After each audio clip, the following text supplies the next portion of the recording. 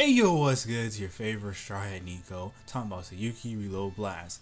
This thing was sensational to say the least. Only thing that really threw me off the most was it had a weird like film grain type feel to the way it looked. You feel me? It's like, you know those cartoons where it looks like it's supposed to be old or have a blur effect? And it annoyed me, but I still like the whole art style, like the characters. Voice acting was pretty good. It was believable and everything just fit. And I liked how they tied everything together, to say the least. But that's the one thing that just it blew me. I was like, why do I feel like my eyeballs are low-key hurting from watching this? At first I was like, why does it look so blurry? Is that the art style? Looked at the couple of manga chapters for it, like, you know, the manga art, and it looks just like that. It's supposed to have like a blur type effect from what I'm seeing. But regardless, I enjoyed it because I was sitting here like, okay, this is the first episode. Will it be heat? Will it be trash? But it made a lot of sense. So it basically gave out the feel of there's demons, and the way it works in this world, they're attacking humans because something went wrong one of these days and the Fire Nation attacked. That's what kind of vibe I got from it the entire time. The opening it wasn't bad, but it wasn't like super good to me, but I liked it because I said, there's gonna be a show where it's all about action and just destruction, and then you're gonna get some plot, learn about the characters, and a good group dynamic going forward because the main group, I think they call them Sanzo, they're pretty interesting. I like how every character and personality balance each other out in the group. So it's like we have the serious guy, we got the carefree guy, we got the nerd, we got everything you need to appreciate all the characters. And they're actually pretty funny because they got jokes and they know when to wild out. And y'all know, I mean, I like characters where it feels like everything just fits. It doesn't feel like no one's forcing anything. And I like how they were saying, even if you go different places, culture still is going to be culture. And some things just don't change. I like that because in this first episode, it focused on the entire idea of, look, so what should people do when the situation happens? Should they actually make change or just keep doing things the traditional way because tradition kind of works in a way? So in this village, what happened was they're like one of these safe haven towns where, yes, because demons attack, like there's less humans around and they have to be more careful. So they do have a bridge. They don't put it down unless they have no other choice to keep the demons out, right? So it seemed like in the opening scene, what we saw, one guy was trying to get back home, and then the bridge wasn't up and he almost got killed. But then the Sanzo guys saved him, and then he brought him back to his village. And they were saying the reason they don't really bring in outsiders, the last thing I want to see happen again is they drop the bridge, demons come over and then destroy their town. They're already in ruins, they're trying to survive, and that's the whole reason behind it. Nothing personal, just what they're trying to do. Then we let this crazy lady out here, she's singing a song, everyone in the village seems to hate her because every time she does something, they just straight up hit her. Or it's like, stop singing, which is kind of cruddy, but in a way, I get it. They're saying to stay safe, they have to make sure they're not making any noise, so the demons will think, oh, no one lives in this town, this village, it's dead. I don't hear no sounds, and the bridge is up, so they won't even try to get in there, which is a fair thing to do, and it makes logical sense, but how's that feel? You got kids in this village, you got grown people, and the kids out here just gotta be quiet the entire time, can't really play, and everyone wants to be super safe, so you can't really make a lot of noise. It seems to have a curfew, all this stuff. But once again, some of the main characters out here trying to show them that, hey, we can help you. Let us help you. I like this.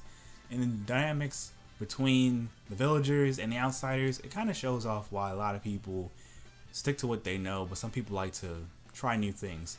If you're stuck in your own ways, the problem always seems like the anime is trying to show you is there'll be better ways to do things, but you're saying because tradition, you don't want to change the culture, move it forward, you just want to keep it stagnant, which is not a good thing to do after a long periodic time. But hey, it seemed like what I like about this anime most, these fight scenes are ones where you're just sitting here like, it makes sense why they're fighting. They're not just fighting to fight. They know the danger. But what I like about this group, they were asking the villagers, alright, so look. Y'all don't like this lady. What's up with her?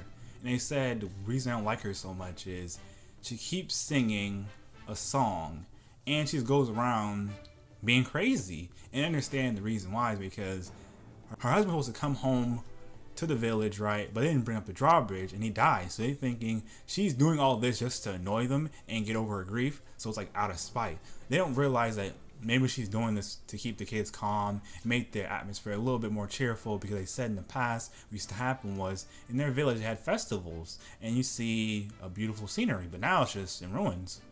So after this all happens, everyone starts thinking, wait, one of the villagers like, son, he was saying, look, you don't get it? Think about the song she's singing, guys. She's not singing just to sing. She sings so children can still be happy. And I get it, you don't like the fact of what happened to her, but it's our fault. Y'all let her husband die. That's not nice. Why'd you let this happen? And then turns out, yo, this lady out here, she's really strong. Think about it. Her husband died. She's not really bothering nobody because he died. She's just singing a song to brighten the mood. If that's not sensational, I don't know what is. So that's why the songs of the group, they came through, even though they're supposed to be sleeping, and they killed all the demons. What I don't like about this anime, though, still when fight scenes happen, I don't know if motion blur is attached to the scenes, but it looks like the fights happen in an instant, and it's like dead. So it's like overpowered characters, but it makes sense because they were saying it's kind of their job, and even the demons were thinking, wait, I thought you guys died. Because for all we know, every time y'all pop up, there's always demon corpses everywhere. So you see, it's what I like about shows like this. When everyone's aware of how things work, it just feels more natural. It's not making you say, okay, so why does this happen? I have to wait to episode 12 to understand how everything plays out. Wait to episode 5. Like, when do we know why things happen the way they do? That's how I like my anime. Walk us through and make things feel like it's actual progression. It's not forced on us like, okay, here's a long explanation about why our characters felt this way. Let me give you a long backstory even though you don't know them that well yet. Or let me tell you some long theory about what changed. No. It generally just walked us through why the villagers do what they do. It's our survival. And they didn't like that lady because they're thinking, oh, she's crazy. Yes, she may lower the bridge. But I think she did it not because to spite anyone, maybe just to do it. And the thing is, at first they want to save her because they're saying, you caused all the problems. But let's think about this for a second. How are they getting food if they're not even trying to let the bridge down unless they have no choice? How are they going to have happy children there if they have to wonder every day? So we have to be quiet. We can't have fun? Wow, bro. All we gotta do is stay in our houses, sleep. There's nothing really doing in that town. But it all made sense to me why it happened. I'm happy that boy stood up for her and said, you know what? We need to save her. And whole villagers thought about it and said, wait, fair is fair. She's here. She's one of us. She's been through a lot. We gotta at least reason with her. That's how you do things. And then seeing how they said, oh, 2 demons left? Don't worry, guys.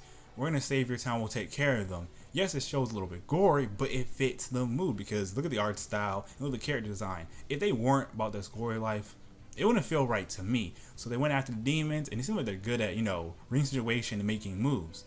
And I like how they said, what I like about this town is reminding us of a lot of towns. Yes, culture is what it is, but who said it can't change? Some things don't change, but some things do. And I'm happy they left on a good note, and then we're seeing them have once more, a group dynamic where it's like, hey, stop singing that cruddy song. I'm gonna sing that for a good minute.